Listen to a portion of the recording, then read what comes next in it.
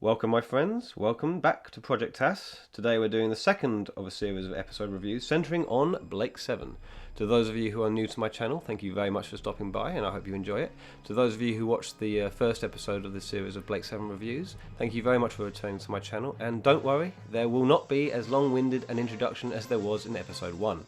What I will say of course, however, is as there was in the first episode, I am giving out a huge spoiler alert in terms of anyone who hasn't seen this episode and would like to, and that probably goes for anyone who has not seen all of Blake 7. This might well touch upon other aspects of Blake 7 that are yet to come up.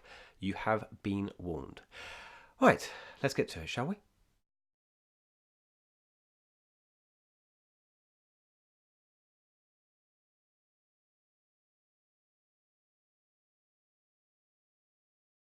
To watch this episode, one might be forgiven in thinking that this had followed in the same vein as the previous instalment, though we had followed directly on from where the previous episode had left off.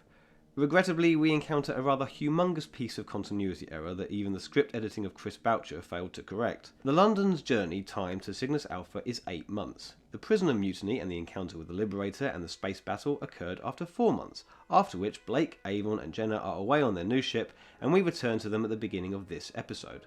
Our intrepid trio are still finding their way around the Liberator, and Leyland has only just got around to sending his report of the mutiny back to Earth. Which is fine, except for the fact that the London is only an hour or so away from Cygnus Alpha, which suggests that 4 months have gone by since Blake and the others escaped on the Liberator, which is unlikely given what everyone is doing. Ultimately, anyone watching the episode separately may not notice. Both Spacefall and Cygnus Alpha have to be watched together for the error to be noticed, but still. My only explanation is that when Blake talks to Avon about having had 4 months to think about his means of faking the running log, that could have been the time when Avon decided not to do it, and when they do their taking over the ship fiasco, we have in fact been on the journey for pretty much the whole 8 months. But let's not kid ourselves. This is a production error, a writer's error, and as minor as it is, it grates. As for the rest of the episode, well, it goes without saying this is a marked drop in quality from the previous 2 instalments. This is still an introductory story, we are still learning about our heroes, and now we are paying special attention to the hero ship. We're even flirting with who might be joining the crew before they either escape or are taken out of the equation. But this episode is also trying to get the episodic storylines off the ground as well. We could just focus on Blake wandering around on a Federation base, trying to free the hostages, delving more into his insight into the Federation and what he's learning about his previous life, while Avon and Jenna reveal more and more about the majestic Liberator. This is the first episode we get a name for the space vessel. Rather than just another Federation base, however, we get this religious sect that are the descendants of the many prisoners that have been brought to Cygnus Alpha over the many decades, possibly centuries, and this robe-wearing community is now what passes for a Federation prison planet. Admittedly more interesting than a conventional prison, reminiscent of the convicts that were brought from Britain to Australia when that was a place to dispose of convicts. The island has now thrived into a continent, into one of the most wonderful countries in the world. Cygnus Alpha is anything but. The hired out quarry feels more alien than it would do when posing as other world landscapes. The discovery of the crucified corpse and the mysterious and sinister quotes that adorn this corpse and the entrance to the church add to the creepy and dark atmosphere. The hooded figures appear as non-threatening as any other religious official or worshipper.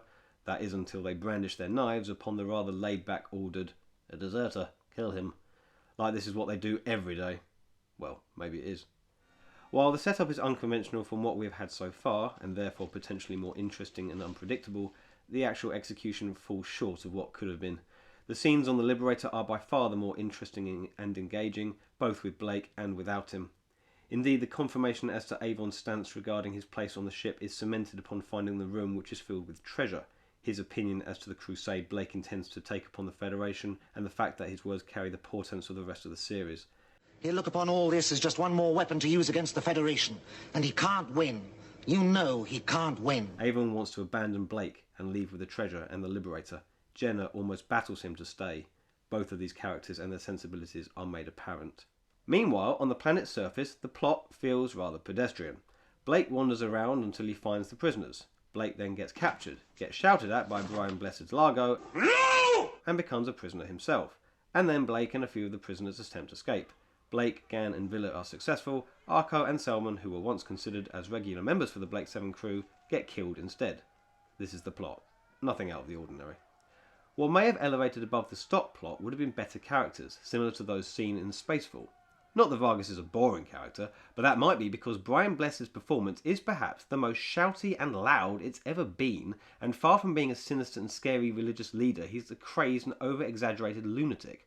I found the performance more hilarious than scary. It was like the crew were being threatened by an inebriated opera singer. I was their priest! I shall return to them a god!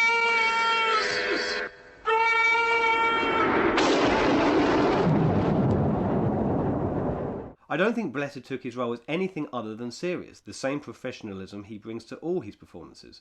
But whether it was a bad call on his part to play the character this way or the director's, this was a baddie I found difficult to take seriously.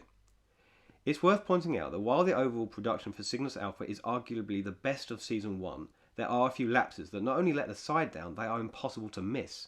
The church decor, the props, the great statue of their god, even the cinematography. And then we get white plimsolls for Vargas's feet and Tabor extra strong mints for the drugs. There were also rather too many plot points that weren't adequately explained or resolved, with no effort on anyone's part on show, including the writers. The only female on the planet has the hots for Gan. Why, we don't know. Where it's going to go, we don't know. It's possible she gives the apparent leader of all the new arrivals to Camp Cygnus a welcome treat, but I kind of doubt it. She manages to learn of his name somewhere without having a conversation with him, which he desperately cries out to save his life in a very passionate, loving way. Anything that could have promoted Gan's character would be welcome in my book, but this love story has no story, and seems rather tacked on. There's also this whole subplot with the people who spend too long on the planet getting infected and needing a drug for the rest of their lives if they are to live.